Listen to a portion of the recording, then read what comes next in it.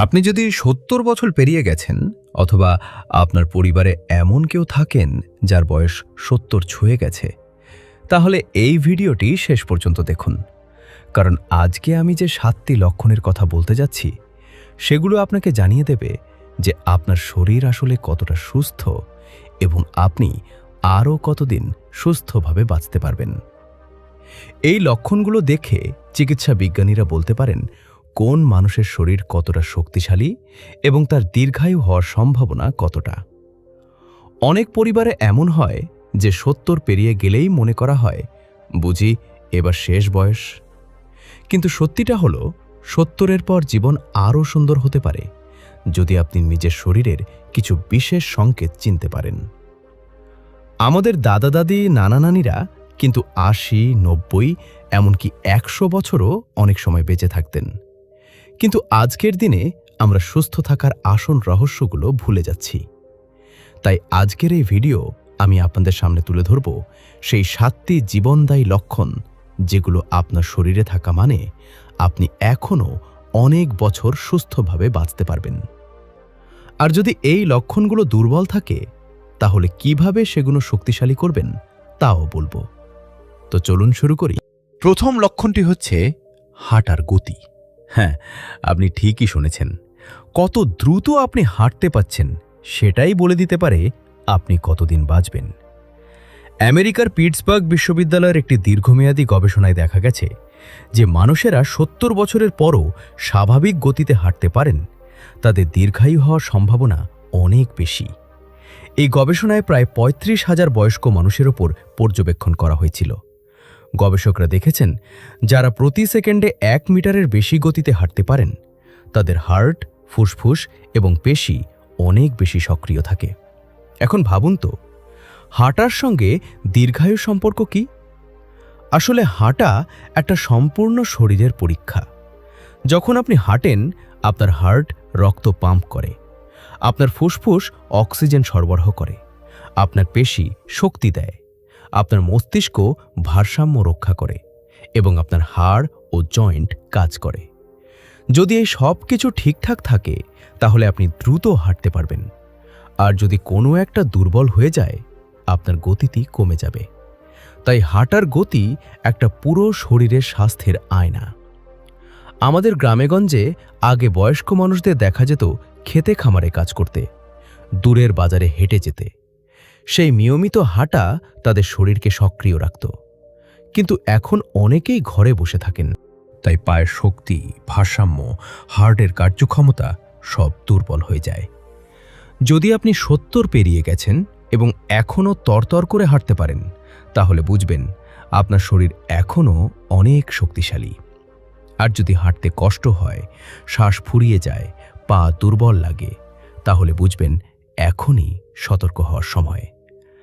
হাঁটার ক্ষমতা বাড়ানোর জন্য প্রতিদিন অন্তত ১৫ থেকে ২০ মিনিট হালকা গতিতে হাঁটা শুরু করুন।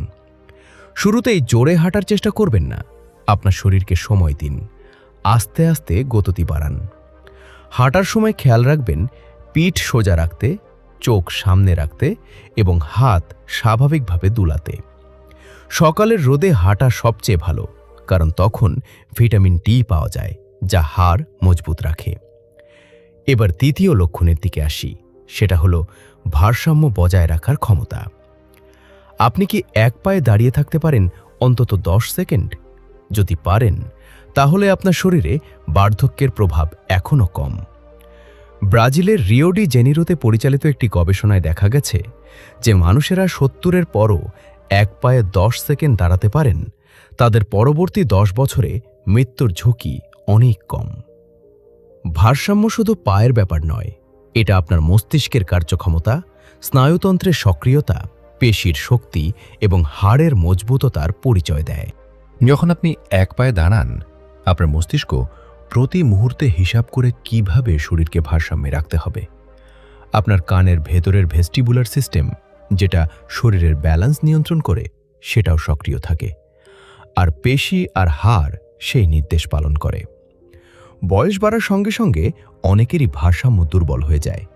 এর জন্য পড়ে যাওয়ার ঝুঁকি বাড়ে, আর একবার পড়ে গেলে হাড় ভেঙে যেতে পারে, যেটা 70-এর পর অনেক মারাত্মক হয়ে দাঁড়ায়।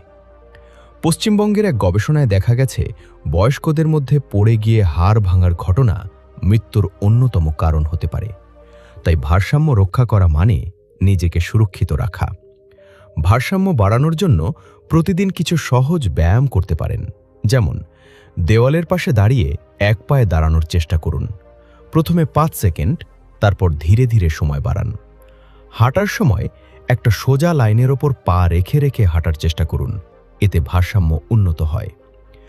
যোগ ব্যায়ামের কিছু আসন যেমন বৃক্ষাসন খুবই কার্যকর, তবে প্রথম প্রথম কারো সাহায্য নিয়ে করবেন, যাতে পড়ে যাওয়ার ভয় না থাকে।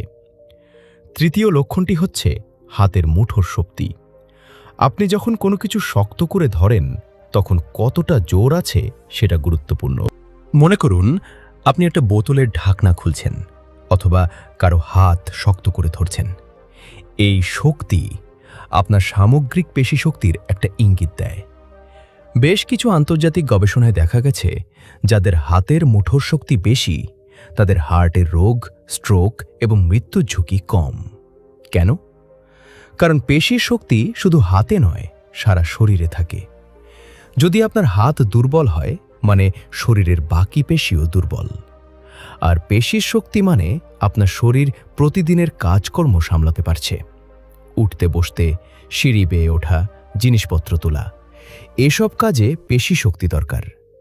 যদি পেশি দুর্বল হয় আপনি ক্লান্ত হয়ে পড়বেন, ভারসাম্য হারাবেন এবং অসুস্থ হয়ে যাওয়ার সম্ভাবনা বাড়বে।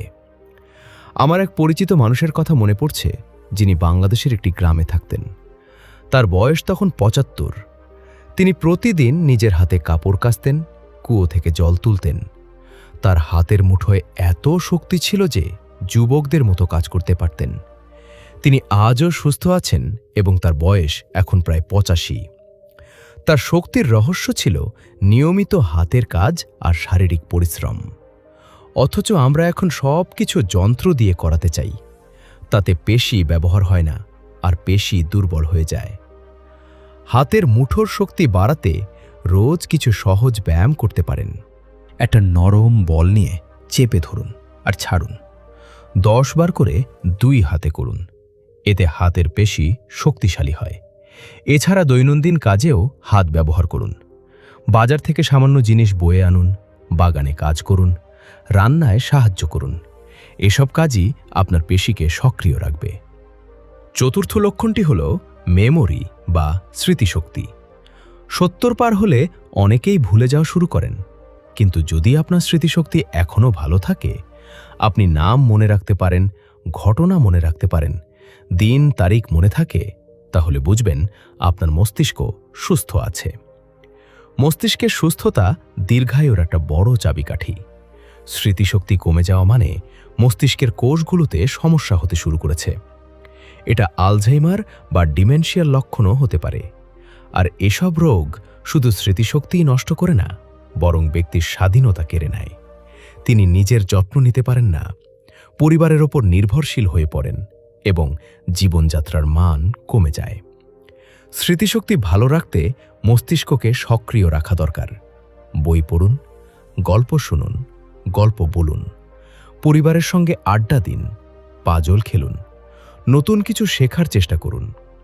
ভারতের জাতীয় মানসিক স্বাস্থ্য এবং স্নায়ুবিজ্ঞান ইনস্টিটিউটের গবেষণায় দেখা গেছে যে বয়স্ক মানুষেরা সামাজিকভাবে সক্রিয় থাকেন, নতুন কিছু শিখতে থাকেন, তাদের স্মৃতিশক্তি অনেক বেশি সময় ভালো থাকে।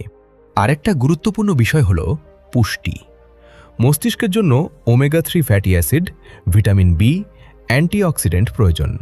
মাছ, বিশেষ করে ছোট মাছ, বাদাম, সবুজ শাকসবজি, ফল, এসব খাবার নিয়মিত খান। আর পর্যাপ্ত ঘুম একদম জরুরি। ঘুমের মধ্যে মস্তিষ্ক নিজেকে পরিষ্কার করে এবং নতুন তথ্য সাজিয়ে রাখে। তাই রাতে 7 থেকে 8 ঘন্টা ভালো ঘুম হওয়া দরকার। পঞ্চম লক্ষণটি হল সামাজিক সংযোগ। আপনার কি বন্ধুবান্ধব আছে? পরিবারের সঙ্গে কথা বলেন? সমাজে যুক্ত আছেন? যদি থাকেন তাহলে আপনার দীর্ঘায়ুর সম্ভাবনা অনেক বেশি। যে মানুষেরা একাকী থাকেন, কারো সঙ্গে কথা বলেন না, তাদের মধ্যে বিষণ্ণতা, উচ্চ রক্তচাপ, হার্টের রোগ, এমনকি মৃত্যুর ঝুঁকিও বেড়ে যায়। মানুষ সামাজিক প্রাণী। আমাদের কথা বলতে ভালো লাগে, হাসতে ভালো লাগে, কারো সঙ্গে সময় কাটাতে ভালো লাগে। এসব কিছু আমাদের মানসিক স্বাস্থ্য ভালো রাখে এবং শরীরে এক ধরনের হরমোন নিঃসৃত হয় যা স্ট্রেস কমায় এবং খুশি বাড়ায়। একজন মানুষ যখন নিজেকে প্রয়োজনীয় মনে করেন, যখন বুঝতে পারেন তিনি কারো কাছে গুরুত্বপূর্ণ, তখন তার বাঁচার ইচ্ছাও বেড়ে যায়। পশ্চিমবঙ্গের এক গবেষণায় দেখা গেছে যে বয়স্ক মানুষেরা নিয়মিত পরিবার বা সমাজের মানুষের সঙ্গে যুক্ত থাকেন, তাদের রক্তচাপ নিয়ন্ত্রিত থাকে, ডায়াবেটিস নিয়ন্ত্রণে থাকে এবং হতাশা কম হয়। এর বিপরীতে যারা একাকী থাকেন, তাদের মধ্যে নানা শারীরিক এবং মানসিক সমস্যা দেখা দেয়। তাই ৭০ পার হলে পরিবার আর বন্ধুদের সঙ্গে সময় কাটানোর চেষ্টা করুন। সকালে পার্কে গিয়ে অন্যদের সঙ্গে হাঁটুন, ক্লাবে যোগ দিন, ধর্মীয় বা সামাজিক অনুষ্ঠানে অংশ নিন, নাতি নাতনিদের সঙ্গে খেলুন, গল্প করুন। এগুলো আপনার মনকে প্রাণবন্ত রাখবে এবং জীবনে আনন্দ ফিরিয়ে আনবে। ষষ্ঠ লক্ষণ হল ক্ষুধা এবং হজম শক্তি। যদি আপনার ঠিকমতো খিদে পায়, খাবার হজম হয়, পেট পরিষ্কার থাকে, তাহলে বুঝবেন আপনার হজমতন্ত্র সুস্থ আছে। আর হজমতন্ত্র সুস্থ মানে পুরো শরীর পুষ্টি পাচ্ছে, খাবার থেকে শক্তি পাচ্ছে। কিন্তু যদি খিদে না পায়, খেতে ইচ্ছা না করে, কোষ্ঠকাঠিন্য থাকে, তাহলে শরীর দুর্বল হতে শুরু করবে। বয়স বাড়লে অনেকেরই হজম শক্তি কমে যায়। এর কারণ হল পাকস্থলীতে পাচক রসের ক্ষরণ কমে যাওয়া, অন্ত্রের নড়াচড়া কমে যাওয়া এবং খাদ্যনালীর পেশির দুর্বলতা। কিন্তু সঠিক খাবার আর জীবনযাত্রায় এসব সমস্যা অনেকটাই ঠিক করা যায়। প্রথমত, প্রচুর পরিমাণে জল খান। দিনে অন্তত ৮ থেকে ১০ গ্লাস। জল হজমে সাহায্য করে এবং কোষ্ঠকাঠিন্য দূর করে। তবে খাওয়ার সময় বেশি জল খাবেন না, তাতে হজমের সমস্যা হতে পারে। খাবারে প্রচুর পরিমাণে আঁশ রাখুন। শাকসবজি, ফল, ডাল, লাল চালের ভাত, লাল আটার রুটি, এসবে প্রচুর ফাইবার থাকে যা হজমতন্ত্র সচল রাখে। একটা জিনিস মনে রাখবেন, বয়স বাড়লে অনেকে কম খান, এটা ঠিক নয়। শরীরকে পুষ্টি দিতে হবে, তবে একসঙ্গে বেশি না খেয়ে অল্প অল্প করে বারবার খান। দিনে ৩ বারের বদলে ৫-৬ বার অল্প করে খেলে হজম ভালো হয় এবং শক্তিও পাওয়া যায়। মশলাদার আর ভাজা পোড়া খাবার কম খান, কারণ এগুলো হজমে সমস্যা করে। হালকা রান্না, সেদ্ধ খাবার, সবজির ঝোল, ডালের স্যুপ এসব খান। সপ্তম এবং শেষ লক্ষণটি হচ্ছে ইতিবাচক মনোভাব। হ্যাঁ, আপনি ঠিকই শুনেছেন। আপনার মন কেমন আছে, জীবন সম্পর্কে আপনার দৃষ্টিভঙ্গি কেমন, সেটাও আপনার আয়ু নির্ধারণ করতে পারে। যে মানুষেরা জীবনের প্রতি আশাবাদী, যারা হাসি খুশি থাকেন, যারা ছোটখাটো সমস্যা নিয়ে মাথা ঘামান না, তাদের স্বাস্থ্য অনেক ভালো থাকে এবং তারা বেশি দিন বাঁচেন। ভারতের বেঙ্গালুরুতে একটি সমীক্ষা হয়েছিল, যেখানে বয়স্ক মানুষদের জীবনযাপন নিয়ে পর্যবেক্ষণ করা হয়। দেখা গেল, যেসব মানুষ প্রতিদিন নতুন দিনকে স্বাগত জানান, যারা কৃতজ্ঞতা প্রকাশ করেন, যারা নিজেদের কাজ খুঁজে নেন, তাদের রোগ প্রতিরোধ ক্ষমতা বেশি এবং দীর্ঘস্থায়ী রোগও কম হয়। বিপরীতে যারা সারাক্ষণ অভিযোগ করেন, রাগ করেন, হতাশায় ভোগেন, তাদের মধ্যে উচ্চ রক্তচাপ, ডায়াবেটিস, হার্টের সমস্যা বেশি হয়। মানসিক চাপ শরীরে কর্টিসল নামে একটা হরমোন বাড়িয়ে দেয়, যা রোগ প্রতিরোধ ক্ষমতা কমায় এবং শরীরের ক্ষতি করে। তাই ইতিবাচক মনোভাব শুধু মনের জন্য নয়, শরীরের জন্য জরুরি। আমার এক আত্মীয়ের কথা বলি। তিনি কলকাতার এক পাড়ায় থাকতেন। তার বয়স প্রায় ৮০। তার স্বামী মারা গেছেন অনেক আগে, সন্তানরা বিদেশে থাকে। কিন্তু তিনি কখনো নিজেকে একা মনে করতেন না। প্রতিদিন সকালে উঠে মন্দিরে যেতেন, পাড়ার মহিলাদের সঙ্গে গল্প করতেন, ছোটদের পড়াতে সাহায্য করতেন। তার মুখে সব সময় হাসি। তিনি বলতেন, আমি ভগবানকে ধন্যবাদ দিই যে আমি সুস্থ আছি, নিজের কাজ নিজে করতে পারি, এটাই অনেক। তার এই মনোভাবই তাকে সুস্থ রেখেছে। তিনি আজও প্রতিদিন নিজের যত্ন নিতে পারেন এবং কারো ওপর নির্ভরশীল নন। তাই যদি ৭০ পার হয়ে গেছেন, তাহলে জীবনের প্রতি কৃতজ্ঞ থাকুন। যা পেয়েছেন তা নিয়ে খুশি থাকুন। প্রতিদিন সকালে উঠে মনে মনে বলুন, আজকেও আমি বেঁচে আছি, সুস্থ আছি, আজকেরটা ভালোভাবে কাটাবো। ছোটখাটো আনন্দ খুঁজে নিন। ফুলের বাগান দেখুন, পাখির ডাক শুনুন, নাতি নাতনিদের সঙ্গে হাসুন। এখন পর্যন্ত আমি যে 7টি লক্ষণের কথা বললাম সেগুলো হলো হাঁটার গতি, ভারসাম্য, হাতের মুঠোর শক্তি, স্মৃতিশক্তি, সামাজিক সংযোগ, হজম শক্তি এবং ইতিবাচক মনোভাব।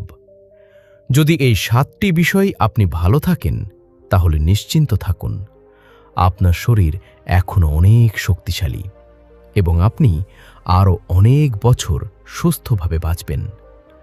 আর যদি কোনো একটা বা দুটো দুর্বল থাকে তাহলে এখনই সচেতন হন এবং পরিবর্তন শুরু করুন।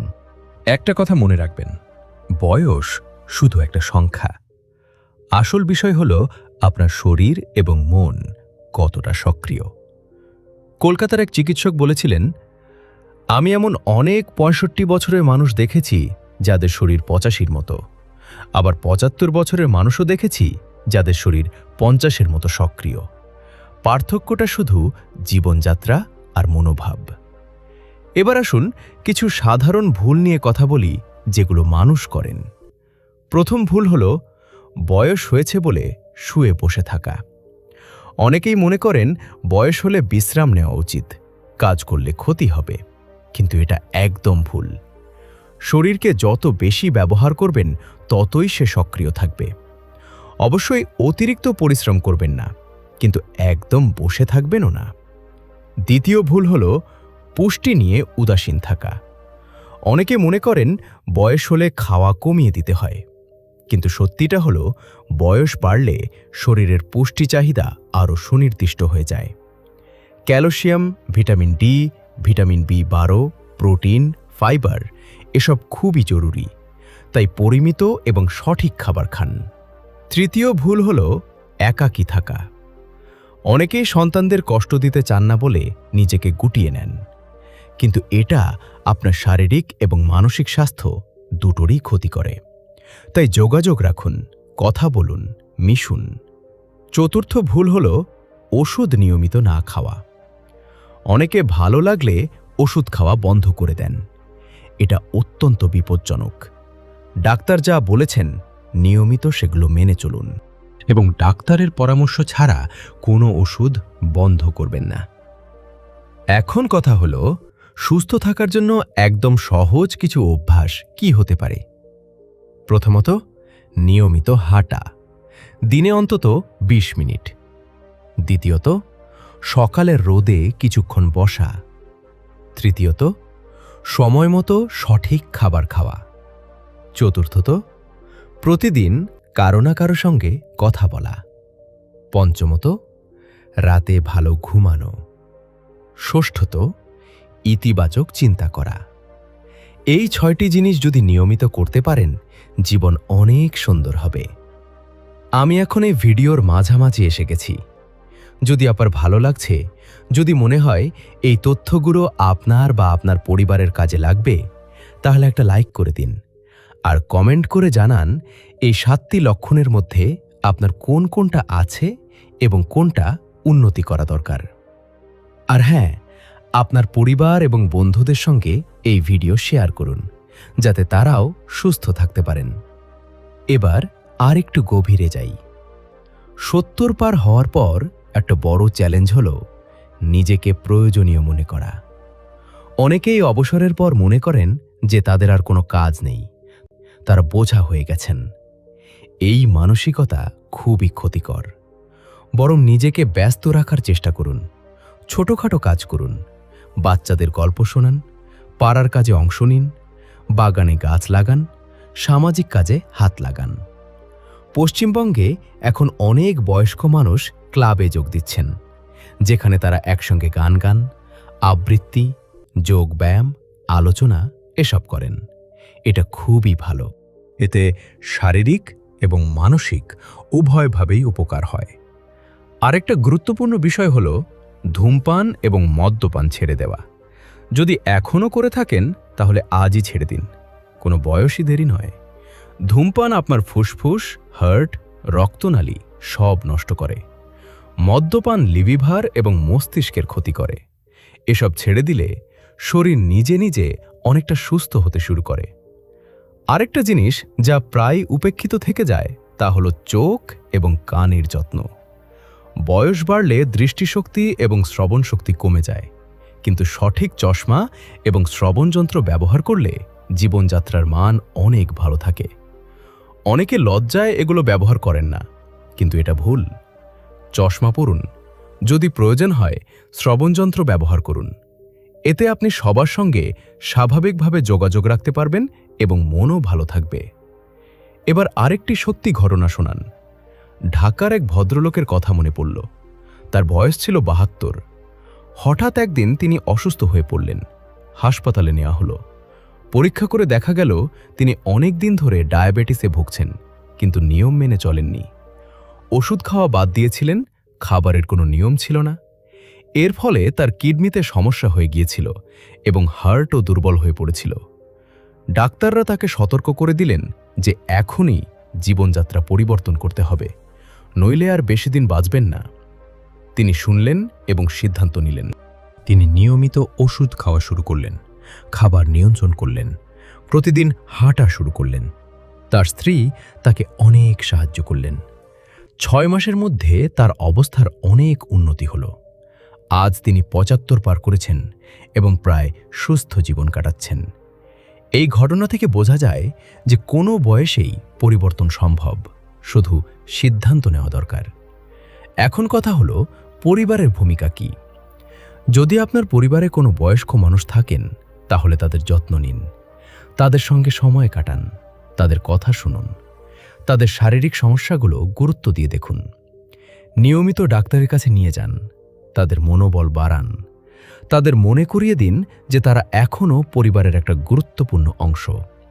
অনেক সময় দেখা যায় বয়স্ক মানুষেরা অবহেলিত বোধ করেন। তারা মনে করেন কেউ তাদের কথা শোনে না, কেউ সময় দেয় না। এটা তাদের মানসিক স্বাস্থ্যের ওপর খুব খারাপ প্রভাব ফেলে। তাই যতটা সম্ভব তাদের সঙ্গে সময় কাটান, তাদের সম্মান করুন এবং ভালোবাসা দিন। আরেকটা গুরুত্বপূর্ণ বিষয় হল নিয়মিত স্বাস্থ্য পরীক্ষা। ৭০ পার হলে বছরে অন্তত একবার সম্পূর্ণ স্বাস্থ্য পরীক্ষা করান। রক্তচাপ, ডায়াবেটিস, কিডনি, লিভার, হার্ট, চোখ, দাঁত সব পরীক্ষা করান।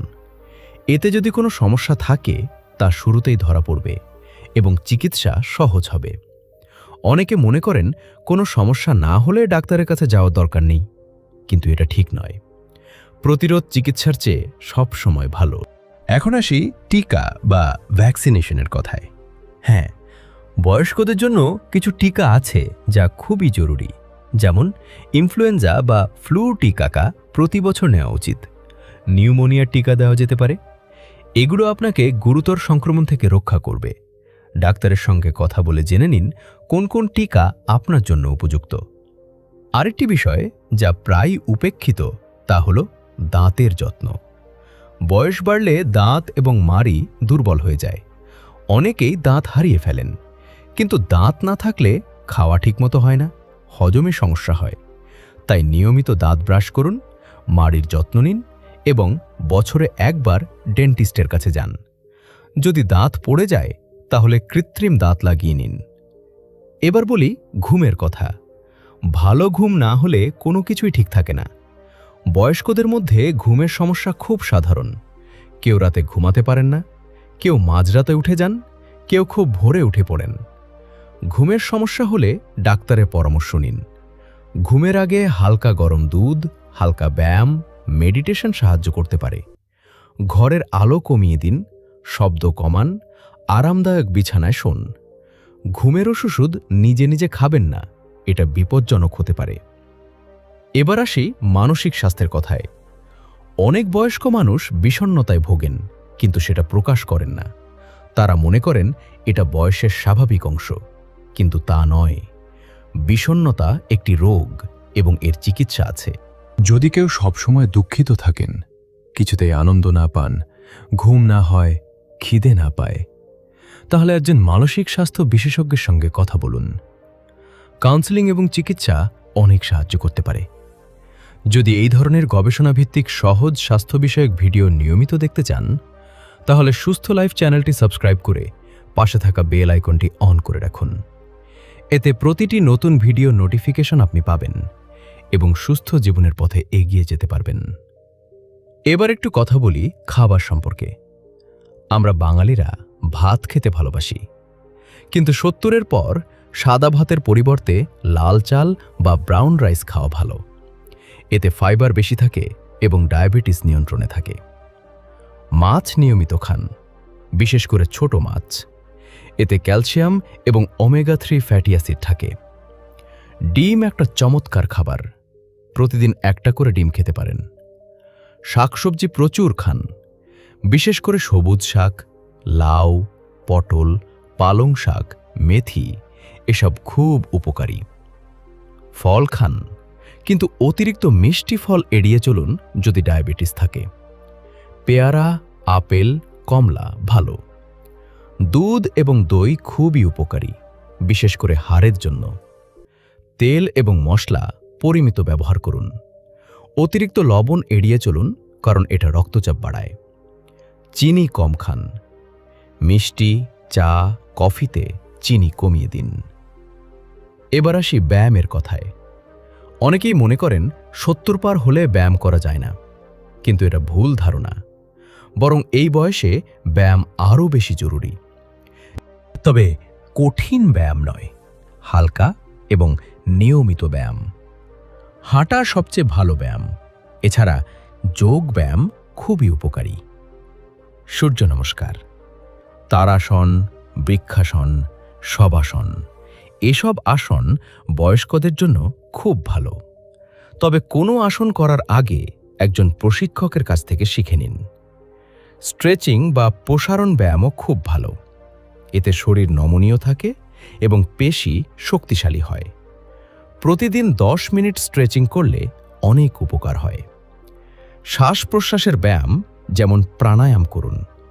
অনুলোম বিলোম, ভ্রামরী, কপালভাতি এসব করলে ফুসফুস সুস্থ থাকে, মন শান্ত হয় এবং রক্তচাপ নিয়ন্ত্রিত থাকে। সবশেষে একটা গুরুত্বপূর্ণ কথা বলি। ৭০ পার হওয়া মানে শেষ নয়, বরং একটা নতুন শুরু।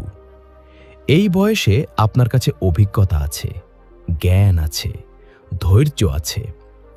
আপনি পরিবারের জন্য একটা আশীর্বাদ, সমাজের জন্য একটা সম্পদ। তাই নিজেকে মূল্য দিন, যত্ন নিন এবং সুস্থ থাকুন। মনে রাখবেন, স্বাস্থ্যই সকল সুখের মূল। আপনি যদি সুস্থ থাকেন, তাহলে পরিবারও খুশি থাকবে। আপনার হাসি, আপনার উপস্থিতি, আপনার পরামর্শ সবকিছুই পরিবারের জন্য অমূল্য। তাই আজ থেকেই কিছু পরিবর্তন শুরু করুন। প্রতিদিন অন্তত ২০ মিনিট হাঁটুন, সঠিক খাবার খান, নিয়মিত ওষুধ খান, পরিবার এবং বন্ধুদের সঙ্গে যুক্ত থাকুন, ইতিবাচক চিন্তা করুন এবং সব সময় মনে রাখুন, জীবন একটি উপহার এবং প্রতিটি দিন মূল্যবান। আশা করি আজকের এই ভিডিও আপনার কাজে লাগবে। যদি কোনো প্রশ্ন থাকে বা আরও কোনো বিষয় জানতে চান, কমেন্টে জানান। আমি চেষ্টা করব উত্তর দিতে। আপনার এবং আপনার পরিবারের সুস্থতা কামনা করছি। ভালো থাকুন, সুস্থ থাকুন এবং আনন্দে থাকুন। ধন্যবাদ।